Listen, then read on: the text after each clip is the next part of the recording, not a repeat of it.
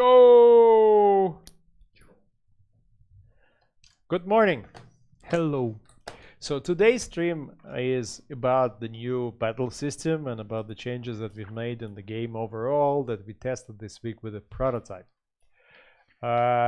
This is what we've been busy this week, and I basically want to spend the stream talking to Nikita about the design changes that we're making.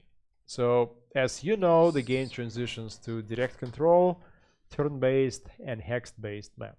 The map is made of regions. Each region has the same type of terrain, so there's a big swamp, a big forest, a big plains, and each region has predictable events. Yep. For example, we have our snakes events or swamp bloodsuckers, and these events are non-destroyable.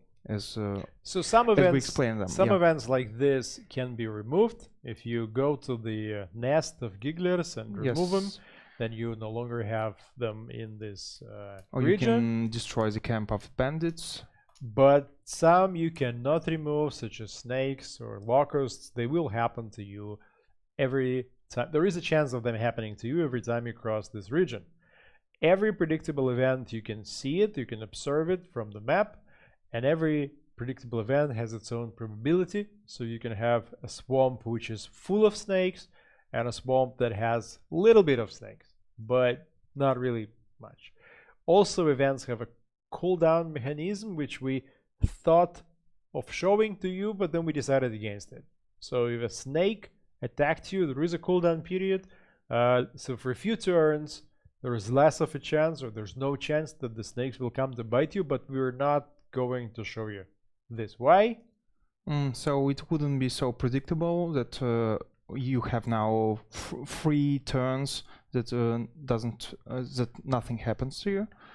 Basically, we found that it's more fun to know that there is a cooldown in progress, but you don't really know how big or how long it's going to have, last. Rather than to know exactly that there is 3 turns, so you should make 3 moves so it feels more mechanical when you show in this cooldown turns, and we don't want it. Less figures. If we can avoid showing something, we should avoid showing something. Now about the battle system, which we're happy with, and we think this is the system that's gonna stay in the game.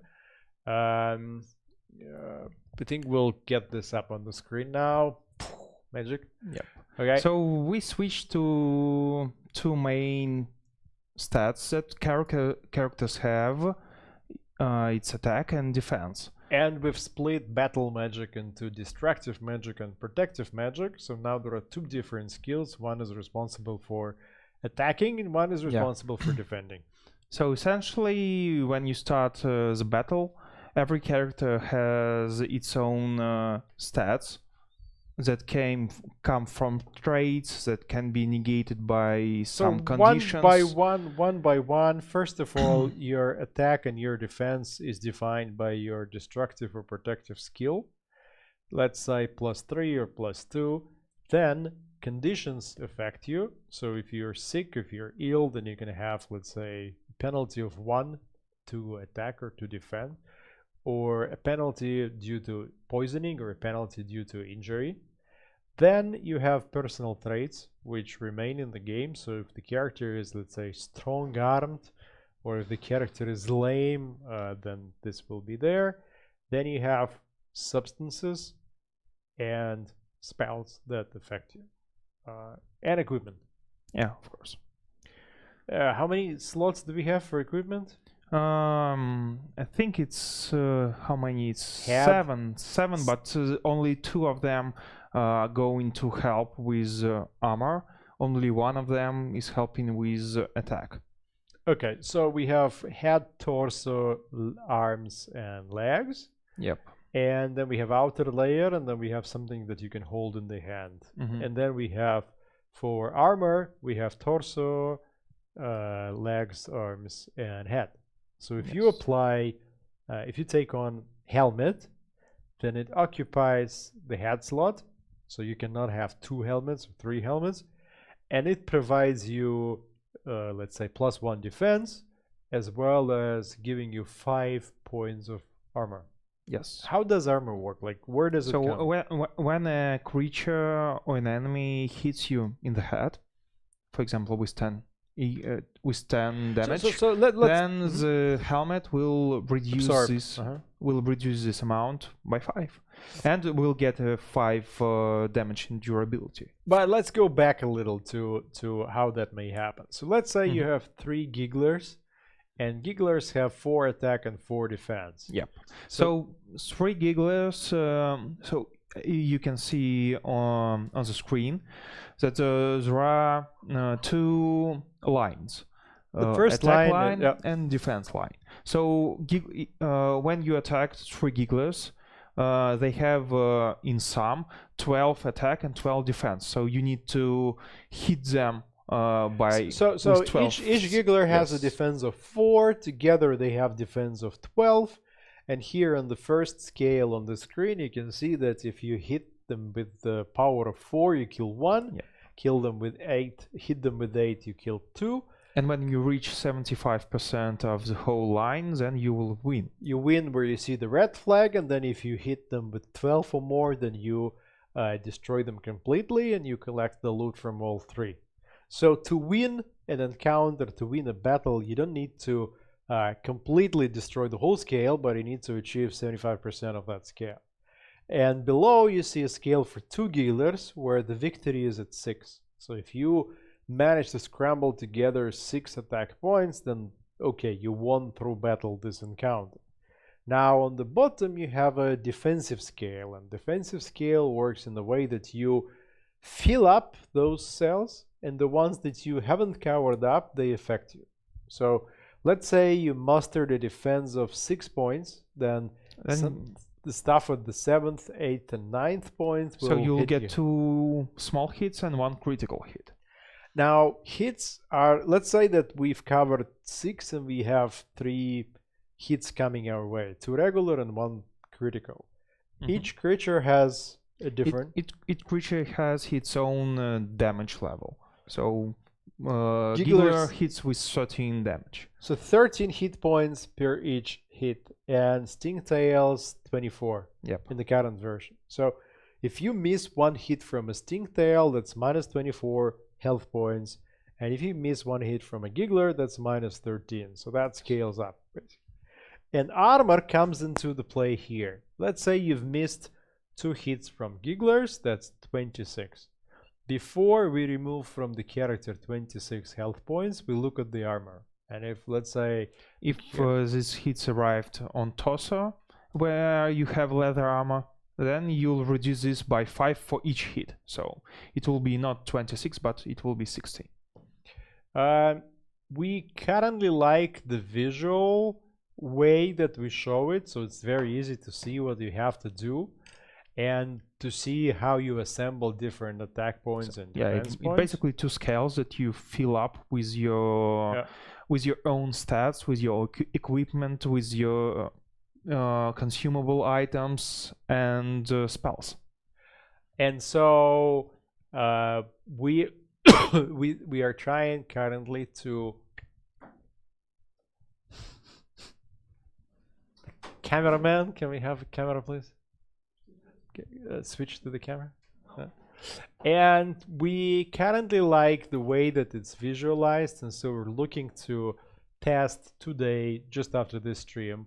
We're gonna test if we can use the same system of the scales for skill checks. Yep.